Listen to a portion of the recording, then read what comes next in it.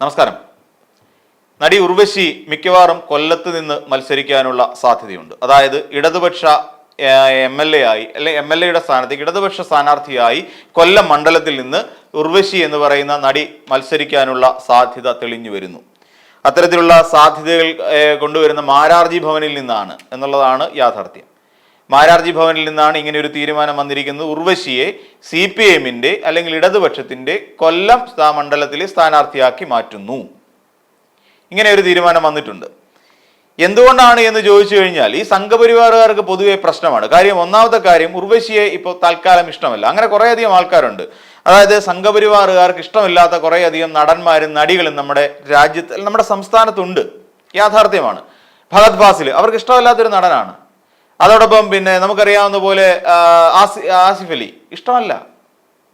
ഇങ്ങനെ കുറേയധികം നടന്മാരുണ്ട്. ഇപ്പൊ പിന്നെ ചില ആൾക്കാരെ കാരണം എന്ന് വെച്ച് കഴിഞ്ഞാൽ ഇവരൊക്കെ ചില നിലപാടുകൾ തുറന്നു പറയും. വർഗീയത കൊണ്ടല്ല പറഞ്ഞത്, അവരവരുടെ നിലപാടുകൾ തുറന്നു പറയും. ചില സംവിധായകരെ ഇഷ്ടമല്ല. ചില നടന്മാർ, ഇപ്പൊ ഉണ്ണി മുകുന്ദൻ, അവർക്ക് ദൈവമാണ്, അവർക്ക് അയ്യപ്പസ്വാമിയാണ് ശരിക്കും പറഞ്ഞാൽ ഉണ്ണി മുകുന്ദൻ എന്ന് പറയുന്ന നടൻ. ഉണ്ണി മുകുന്ദന്റെ ഏത് പോക്കണക്കെട്ട പടം ഇറങ്ങിയാലും ആൾക്കാർ പോയി കാണും, വിജയിപ്പിക്കും. അത് അവരുടെ ദൈവമായ ഒരു നടനാണ് ഉണ്ണി മുകുന്ദൻ. എന്തോ ഭാഗ്യത്തിന് വേറെ ആരും, ഇപ്പൊ രാമസിംഹൻ ഇവിടെ പറ്റിച്ചിട്ട് പോയതല്ലേ അല്ലേ? അലി അക്ബർ എന്ന് പറയുന്ന ഒരു സംവിധായകൻ ഒരു സുപ്രഭാതത്തിൽ ഒരു ഉൾവിളി ഉണ്ടാകുന്നു, എനിക്ക് ഒരു മതം മാറ്റം നടത്തണം, എൻ്റെ പേര് രാമസിംഹൻ എന്നാക്കി മാറ്റണം. അങ്ങനെ രാമസിംഹൻ എന്നാക്കി. പുഴ മുതൽ പുഴ വരെ അങ്ങനെ എന്തോ ഒരു സിനിമ എടുത്തു. ആ സിനിമയ്ക്ക് വേണ്ടിയിട്ട് ഇവിടുന്ന് കാശ് മുടക്കിയത് മുഴുവൻ സംഘപരിവാർ എന്ന് പറയുന്ന കുറേയധികം പൊട്ടന്മാരാണ് എന്നുള്ളതാണ് രാമസിംഹൻ. ആ കാര്യം മനസ്സിലായി. അങ്ങനെ അവരെ കൊണ്ട് കോടിക്കണക്കിന് രൂപ ഇൻവെസ്റ്റ് ചെയ്യിച്ചിട്ടാണ് പടം എടുത്ത്. പടം എവിടെ പോയെന്ന് പോലും ദൈവം സഹായിച്ച് ആർക്കും അറിയത്തില്ല. രാജസേൻ എന്ന് പറയുന്ന ഒരു സംവിധായകനെ അവർക്ക് ഭയങ്കര ഇഷ്ടമാണ്. കാര്യം രാജസേൻ ഇടക്കാലത്ത് അല്ലെങ്കിൽ ഇപ്പോഴും ആ ഒരു RSS BJP ആ ബാന്ധവം ഇഷ്ടപ്പെടുന്ന ഒരു ചലച്ചിത്ര പ്രവർത്തകനാണ്. ഭാഗ്യം കൊണ്ട് ഇവർക്കാർക്കും പിന്നീട് സിനിമ കിട്ടുകയോ സിനിമ വിജയിപ്പിക്കാനോ സാധിച്ചില്ല എന്നുള്ളതാണ് യാഥാർത്ഥ്യം. അതേസമയം സംഘപരിവാർ ആശയങ്ങൾക്ക് എതിരെ സംസാരിക്കുന്നവരുണ്ടെങ്കിൽ അവരെ ഒന്നും ഇഷ്ടമല്ല. അവരോട് പൊതുവിലൊരു വ്യക്തിവിരോധം തന്നെ കാത്തു സൂക്ഷിക്കുന്നത്. അവരുടെ നിലപാടുകൾ ആണ് പ്രശ്നം. അത്തരത്തിലുള്ള ആളുകൾ നിലപാടുകൾ സ്വീകരിക്കുന്നിടത്താണ് പ്രശ്നം. അത് ഈ പറയുന്ന കേന്ദ്ര സർക്കാരിനെതിരായ നിലപാടുകൾ, ചിലപ്പോൾ MPമാർക്കെതിരായ BJP നേതാക്കന്മാർക്കെതിരായ ചില നിലപാടുകൾ ഒക്കെ അവർ സ്വീകരിക്കും. അത്തരത്തിലുള്ള ആളുകളോടൊക്കെ പൃഥ്വിരാജിനോട് ഇഷ്ടമേ അല്ല. കാരണം പൃഥ്വിരാജ് എന്ന് പറയുന്ന നടൻ ഇവിടുത്തെ പിന്നെ BJPയെ മോശമായി കാണിച്ച ഒരാളാണ്. കാരണം ഗുജറാത്ത് കലാപത്തെ മോശമായി ചിത്രീകരിച്ച ഒരാളാണ് പൃഥ്വിരാജ്. തന്നെയുമല്ല, പലപ്പോഴും അദ്ദേഹം ഒരു കമ്മ്യൂണിസ്റ്റുകാരന്റെ ആർജവം അദ്ദേഹത്തിന്റെ ഉള്ളിൽ എവിടെയൊക്കെ ഉണ്ട് എന്ന് അദ്ദേഹം പലപ്പോഴും തുറന്ന് സമ്മതിക്കുകയും ചെയ്തിട്ടുള്ള ഒരാളാണ്. അദ്ദേഹത്തിന്റെ നിലപാടുകൾ അത്രത്തോളം പ്രസക്തമായ നിലപാടുകളാണ്. ഇരയ്ക്കൊപ്പമല്ല. ഈ പൊതുവെ BJPയുടെ ഒരു തന്ത്രം എന്ന് പറഞ്ഞാൽ ഇരയ്ക്കൊപ്പം നിൽക്കുന്നതിന് പകരം വേട്ടക്കാരനൊപ്പം നിൽക്കുക എന്നുള്ളതാണ് അവരുടെ ഒരു രീതി. അപ്പൊ ഇരയ്ക്കൊപ്പം ആര് നിൽക്കുന്നു അവരെല്ലാം BJPയെ സംബന്ധിച്ചിടത്തോളം അല്ലെങ്കിൽ സംഘപരിവാറുകാരെ സംബന്ധിച്ചിടത്തോളം വെറുക്കപ്പെട്ടവരാണ്. ഇപ്പൊ ഉർവശിക്കെതിരെ എന്താണെന്ന് ചോദിച്ചു കഴിഞ്ഞാൽ, ഉർവശി കഴിഞ്ഞ ദിവസം തുറന്നടിച്ചു, ഞങ്ങൾ സന്തോഷത്തോടെ വന്ന് ഈ പറയുന്ന ദേശീയ പുരസ്കാരം ഏറ്റുവാങ്ങിയിട്ട് പോകാൻ ഞങ്ങൾക്ക് ലഭിക്കുന്നത് പെൻഷൻ അല്ല എന്ന് തുറന്നടിച്ചിരുന്നു. ശക്തമായ നിലപാട്. ഇതുപോലെ പിന്നെ അവാർഡ് നിർണയത്തിൽ എന്താണ് മാനദണ്ഡം അത് കൃത്യമായി പറയണം. ജൂറി പറയാൻ അർഹതപ്പെട്ടവരാണ്. അല്ലെങ്കിൽ നമ്മുടെ കേരളത്തിലെ മലയാള സിനിമയിൽ തന്നെയുള്ള ഒരു മുതിർന്ന നടൻ ഇന്ന് അതൊരു MP ആണ്, കേന്ദ്രമന്ത്രിയാണ്. അദ്ദേഹം ചോദിച്ചിട്ട് പറയണം എന്നുള്ളത് കൃത്യമാണ്. കാര്യം, സുരേഷ് ഗോപി എന്ന് പറയുന്ന ഒരു നടനപ്പുറത്തേക്ക് അദ്ദേഹം ഇപ്പോൾ നമുക്കറിയാവുന്ന കേരളത്തിൽ നിന്നുള്ള ഒരു കേന്ദ്രമന്ത്രി, ഒരു MP, ഈ സ്ഥാനങ്ങൾ വഹിക്കുന്ന ഒരാളാണ്. അപ്പോൾ അദ്ദേഹത്തിന് ചോദിച്ചിട്ട് പറയാനുള്ള ഉത്തരവാദിത്വമുണ്ട്. അദ്ദേഹം കൂടെ ഉൾപ്പെടുന്ന മലയാള സിനിമയെ എന്തുകൊണ്ട് ഇവിടുത്തെ ഏറ്റവും കഴിവുറ്റ നടീനടന്മാരെ പിന്തള്ളിക്കൊണ്ട് ഇതൊന്നും ഇല്ലാത്ത എങ്ങനെയൊക്കെയോ പ്ലാസ്റ്റർ ഇട്ടുകൊണ്ട് അഭിനയിച്ചു എന്ന് പറഞ്ഞ് ഷാരൂഖ് ഖാൻ പുരസ്കാരം കൊടുക്കുന്നു. റാണി മുഖർജി എന്തോ കലാമൂല്യമുള്ള ചിത്രത്തിൽ ആദ്യമായി അഭിനയിച്ചുകൊണ്ടായിരിക്കാം പുരസ്കാരം കൊടുക്കുന്നത് എന്നുള്ള തരത്തിൽ ഒരു പുരസ്കാരം റാണി മുഖർജിക്ക് മികച്ച നടിക്ക് കൊടുക്കുന്നു. അപ്പോൾ കേരളത്തിന് എന്തുകൊണ്ട് അഭിനേതാക്കൾ ഇല്ലേ എന്നൊരു ചോദ്യം സ്വാഭാവികമായും സുരേഷ് ഗോപി ഉയർത്തേണ്ടതാണ്. ഞങ്ങളൊക്കെ ഇവിടെ നിൽക്കുന്ന ഞങ്ങളുടെ മലയാളം ഫിലിം ഇൻഡസ്ട്രിയിൽ ഏറ്റവും വലിയ അഭിനേതാക്കൾ തന്നെയാണ് ഉള്ളതെന്നും അവര് ദേശീയ തലത്തിൽ അംഗീകരിക്കപ്പെടേണ്ടവരാണ് എന്നും സത്യത്തിൽ പറയേണ്ടത് സുരേഷ് ഗോപിയാണ്. അപ്പൊ സുരേഷ് ഗോപിയുടെ വായിൽ നിന്ന് അങ്ങനെ ഒരു വാക്കുണ്ടായിട്ടില്ല. എന്തിനു പറയാൻ? സ്വന്തം സിനിമ സെൻസർ ബോർഡ് കട്ട് ചെയ്ത് മാറ്റി അവിടെ വെച്ചിരുന്ന സമയത്ത് പോലും വാക്കെടുത്തൊരു അക്ഷരം ഇണ്ടാത്ത ഒരാളാണ് സുരേഷ് ഗോപി. മൗനി ബാവ എന്നൊക്കെ വിളിക്കാൻ കഴിയും. സ്വന്തം നാട്ടിൽ നിന്ന് പോയ ക്രിസ്ത്യാനികളെ കന്യാസ്ത്രീ അമ്മമാരെ അവിടെ BJP പോലീസ് അറസ്റ്റ് ചെയ്തപ്പോൾ വാതുറക്കാൻ കഴിയാത്ത ഒരാളാണ് ഈ മൗനി ബാവ, അല്ലെ? അങ്ങനെ മിണ്ടാൻ കഴിയാത്ത ഒരു അവസ്ഥയിൽ പെട്ടിരിക്കുന്ന ഒരു നേതാവും ഒരു മന്ത്രിയുമാണ് ശരിക്കും ഈ സുരേഷ് ഗോപി. അപ്പൊ ആ സുരേഷ് ഗോപിയെ കുറിച്ച് പറഞ്ഞത് സത്യത്തിൽ ഈ സംഘപരിവാറുകാർക്ക് ഇഷ്ടപ്പെട്ടില്ല. കാര്യം അവരുടെ ദൈവമാണ് സുരേഷ് ഗോപി എന്ന് പറയുന്ന നടൻ, അവരുടെ ദൈവമാണ്. അവർ പലരും വീട്ടിൽ വെച്ച് തിരിവെക്കുന്ന ഒരാളാണ് ഈ സുരേഷ് ഗോപി. അപ്പൊ അതുകൊണ്ട് സുരേഷ് ഗോപിയെ പറഞ്ഞ് സൂചിച്ചില്ല. കാര്യം സുരേഷ് ഗോപി ചോദിച്ചിട്ട് പറയണം എന്താണ് ഉർവശി ഉദ്ദേശിച്ചത് എന്നുള്ള കാര്യം ഇവർക്ക് മനസ്സിലാവാഞ്ഞിട്ടായിരിക്കാം. എന്തുകൊണ്ട് സുരേഷ് ഗോപി പറഞ്ഞു എന്നുള്ളത് രാഷ്ട്രീയത്തിന്റെ പുറത്തല്ല പറഞ്ഞിരിക്കുന്നത്. സുരേഷ് ഗോപി എന്ന് പറയുന്ന ഒരു മന്ത്രിയോടാണ് പറഞ്ഞിരിക്കുന്നത്. ആ മന്ത്രി മലയാള സിനിമയിലെ ദേശീയ പുരസ്കാരം അടക്കം നേടിയിട്ടുള്ള ഒരു പ്രമുഖ നടനായതുകൊണ്ടാണ്, മലയാള സിനിമയിലെ ഒരു അവശ്യ ഘടകമായിരുന്ന ഒരു നടൻ തന്നെയാണ് സുരേഷ് ഗോപി. ആ സുരേഷ് ഗോപിയോടാണ് ആവശ്യപ്പെട്ടത് നിങ്ങൾ അത് ചോദിച്ചിട്ട് പറയണം എന്ന് പറഞ്ഞത്. അപ്പോഴേക്കും ഇവ സംഘപരിവാറുകാർക്ക് ഹാലിളകി, ഞങ്ങളുടെ ദൈവത്തെ പറഞ്ഞു എന്നായി. അതുകൊണ്ട് സംഘപരിവാറുകാർ ഒരുമിച്ച് അറ്റാക്ക് ചെയ്യാനായിട്ട് തീരുമാനിച്ചിരിക്കുകയാണ് ഉർവശിയെ. അതിന്റെ ആദ്യ പടി എന്നുള്ള നിലയിൽ ഉർവശി പറയുന്ന ഇങ്ങനെയാണ്, അത് തുടക്കം ഇങ്ങനെയാണ്. സുരേഷ് ഗോപിക്ക്, അതായത് സുരേഷ് ഗോപി നിന്നില്ലേ, അപ്പൊ സുരേഷ് ഗോപി അവിടെ മത്സരിക്കാൻ നിന്ന് 2 തവണ പരാജയപ്പെട്ടു.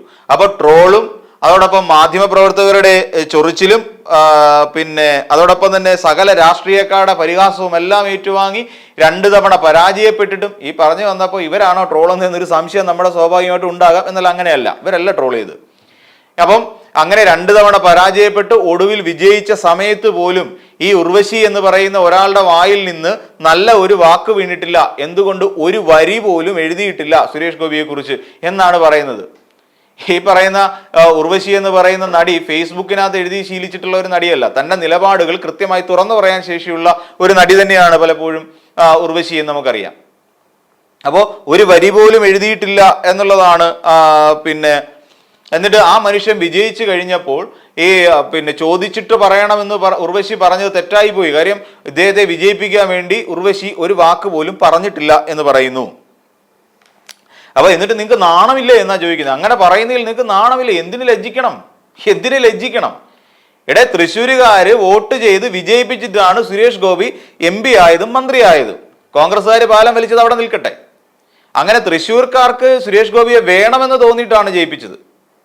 അപ്പോ ആൾക്കാരുടെ വോട്ട് ഇത് ജനായത്തമാണ്. അല്ല സുരേഷ് ഗോപി തന്നെത്താനെ ഞാൻ ഇന്ന് നാളെ മുതൽ തൃശ്ശൂരിന്റെ MP ആകുന്നു എന്ന് പറഞ്ഞിട്ട് എല്ലാ ദിവസവും രാവിലെ എല്ലാവരെയും കൊണ്ട് ഒപ്പിടിച്ചുകൊണ്ട് പോയ ഒരാളൊന്നും അല്ല. അവിടുത്തെ വില്ലേജ് ഓഫീസറെ കൊണ്ട് അറ്റസ്റ്റ് ചെയ്തുകൊണ്ട് പോയതൊന്നും അല്ല. അങ്ങനെയല്ല സുരേഷ് ഗോപി MP ആയത്. പുള്ളിയെ അവിടുത്തെ ഒരു വിഭാഗം ആളുകൾ വോട്ട് ചെയ്ത് വിജയിപ്പിച്ചിട്ടാണ് അത് MP ആയത്. ജനങ്ങളെ പ്രതിനിധീകരിച്ചുകൊണ്ടാണ് പോകുന്നത് എന്ന് പറഞ്ഞിട്ട് സുരേഷ് ഗോപി അവിടുത്തെ BJP-കാരുടെ മാത്രം പ്രതിനിധിയല്ല, തൃശ്ശൂർക്കാരുടെ പ്രതിനിധിയാണ്.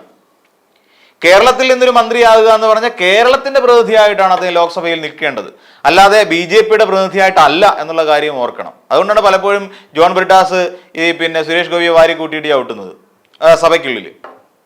അപ്പോൾ അങ്ങനെയുള്ള അദ്ദേഹത്തോടാണ് പറഞ്ഞിരിക്കുന്നത്. അല്ലാതെ സുരേഷ് ഗോപി എന്ന് പറയുന്നത് BJP നേതാവിനോടല്ല ഉർവശി പറഞ്ഞിരിക്കുന്നത്, മന്ത്രിയോടാണ് അങ്ങനെ ആവശ്യം. പിന്നെ എന്തിനു നാണിക്കണം? ഇത് പറയാൻ ഉത്തരവാദിത്തപ്പെട്ട ഒരാൾ ആയതുകൊണ്ട് പറഞ്ഞു. അങ്ങനെ ഉത്തരവാദിത്തം സുരേഷ് ഗോപിക്ക് ഏറ്റെടുക്കാൻ കഴിയുന്നില്ലെങ്കിൽ ഇറ്റ്സ് ഓക്കെ, കുഴപ്പമില്ല. പിന്നെന്താണ്? അവാർഡ് ചോദിച്ചു വാങ്ങേണ്ട സമയത്ത് കുപ്പിയുടെ തലയും എണ്ണി നടന്നു.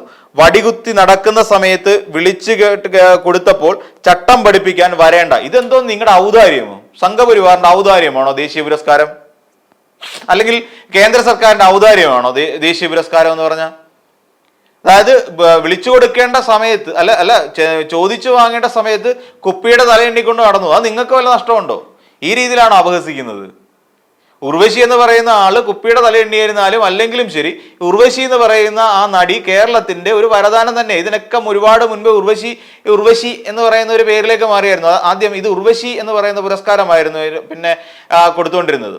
ഉർവശി പുരസ്കാരം എന്നാണ് പറഞ്ഞുകൊണ്ടിരുന്നത്, മികച്ച നടിക്കുള്ള പുരസ്കാരത്തെ. അന്ന് ഉർവശി ആയതാണ് അവര്. അതായത് വളരെ കാലത്തിന് മുമ്പ് തന്നെ മികച്ച നടിക്കുള്ള ദേശീയ പുരസ്കാരം നേടിയ ഒരാളാണ് ഈ ഉർവശി. അപ്പോൾ ആ സമയത്ത് തന്നെ കൊടുത്തിട്ടുണ്ട്. അത് മാന്യമായ രീതിയിൽ ഇവിടെ അവാർഡ് നിർണയം നടന്ന കാലഘട്ടത്തിലാണ് ഉർവശി കിട്ടിയിട്ടുള്ളത്. കുപ്പിയുടെ തലയുണ്ടെന്ന കാര്യം നിങ്ങൾ എന്തിനാ അന്വേഷിക്കുന്നു? ഒരാളുടെ വ്യക്തി ജീവിതത്തിലേക്ക് എന്തിനാണ് സംഘപരിവാർ കടന്നു കയറുന്നത്? അതിന്റെ ആവശ്യം എന്താണ്? നിലപാടുകളാകുമ്പോൾ നിലപാടുകൾക്കനുസരിച്ച് നിൽക്കുക. അപ്പോൾ അങ്ങനെ എന്നിട്ട് വടികുത്തി നടക്കേണ്ട സമയത്ത് കിട്ടിയതും വാങ്ങി ഇരുന്നാ പോരെ എന്നാണ് ചോദിക്കുന്നത്. അത് നിങ്ങളാണോ തീരുമാനിക്കുന്നത്? സുരേഷ് പിന്നെ ഈ പറയുന്ന ഉർവശിക്ക് നിങ്ങൾ എന്താ വിളിച്ചു കൊടുത്തതാണോ? വിളിച്ചു കൊടുത്തതൊന്നുമല്ല, കഴിവുണ്ടായിട്ട് തന്നെയാണ് അവിടെ വരെ എത്തിയത്.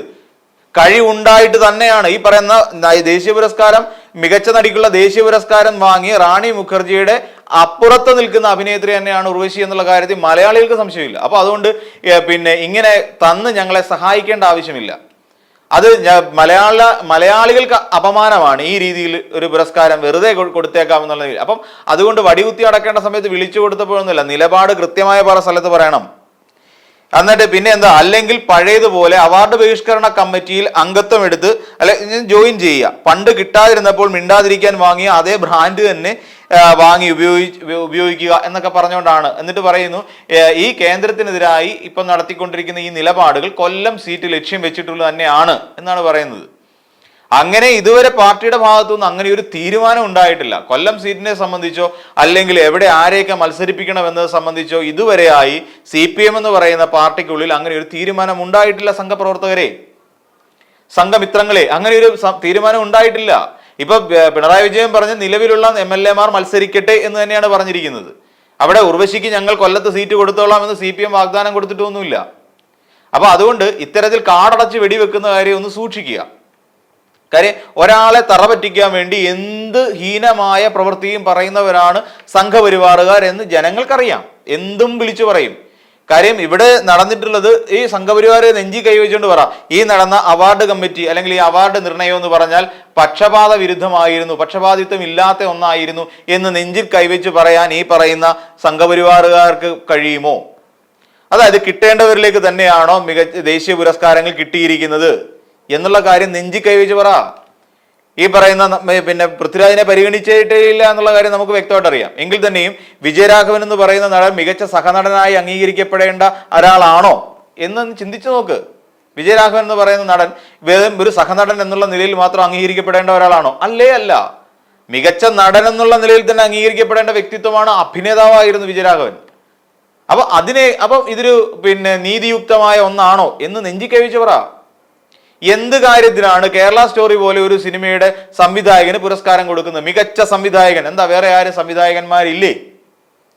കേരള സ്റ്റോറി ഒരു പ്രൊപ്പഗണ്ട സിനിമയായതുകൊണ്ട് അല്ല എന്ന് പിന്നെ കൃത്യമായി പറയാൻ കഴിയുമോ?